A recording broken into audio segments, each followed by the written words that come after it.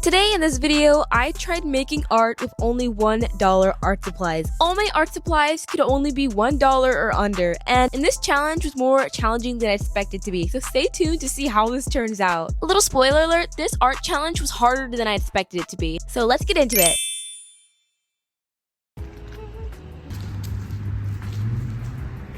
Okay folks, so I'm looking for the art section. Okay, let's see. I haven't found it yet. Where is the art supply section? Oh wait, I found it. So their art supply section was basically terrible. The literal only art supplies in there was paintbrushes and paint, and everyone's favorite little wire paintbrushes. This challenge was definitely harder than I expected.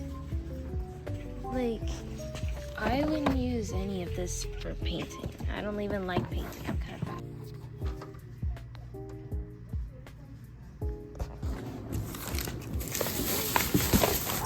Dollar Tree mission accomplished.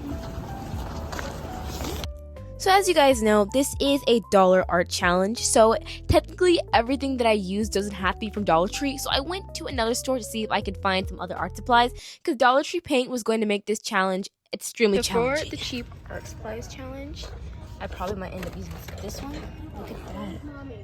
That is so much paint, but I think I should probably get the smaller set, but still, does it come with the same amount? This is 20, that's 27. This is 18. I don't know, it's just a really hard choice.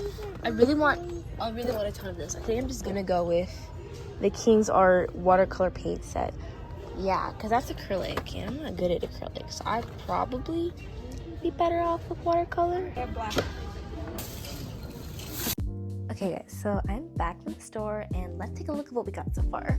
So from our Dollar Tree bags, we have a canvas that I'm not probably going to use. We also have this very cheap paint palette that's just kind of cheap and flimsy, kind of like feels like I could like break right through it. And we have some brushes. So this is literally all I could find that I would be able to use, which is kind of sad, but yeah, we're gonna stick with it. As you saw, and when I was in Dollar Tree, we had a big problem. The Dollar Tree paints were literally the same brand of paint I have at home. For an example, they had this paint known as praying paint. As you can see, it's normal, it looks normal, there's nothing special about it. This paint is very liquidable, and one thing that you should always take note about cheap paints, you see where it says right here, washable. If any paint is washable, just don't buy it, because washable paint is like water. It's literally water and red dye 40 mixed in together. So I did not want to buy that paint, but instead I wanted to see if I could find something cheaper.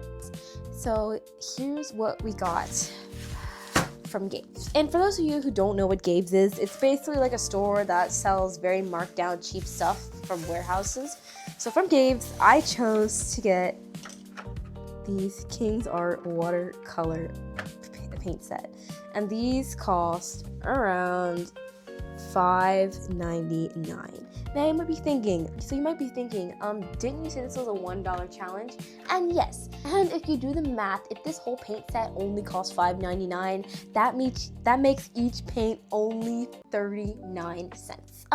So yes, I did still keep it $1 here. So anyways, let's do a little swatch test to basically test out our cheap paints. And I don't know if it was just me, but I was expecting the watercolor paints to like be in a little like paint tube, which was kind of weird. Like, let me show you.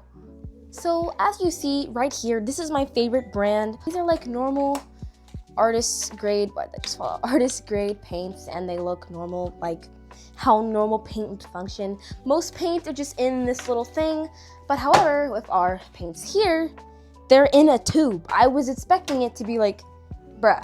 Either way, let's do a swatch test and see how these go. Okay, for further unboxing, let's open these up. Ooh, okay.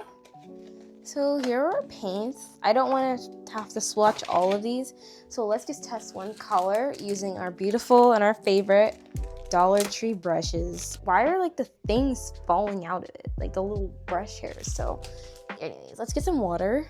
Okay, so using this apple green, let's test this out. I'm assuming you just, ooh, this paint is kind of gloppy. Wait, why is it like all, ew.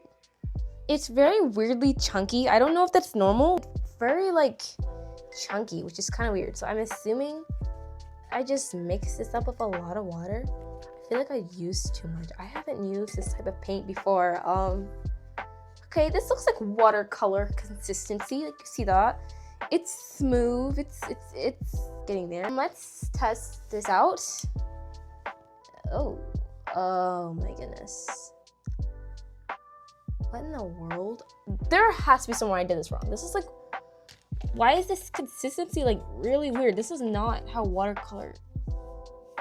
Bro, what in the world? Bro, that's not how watercolor paint, like this is like really weird.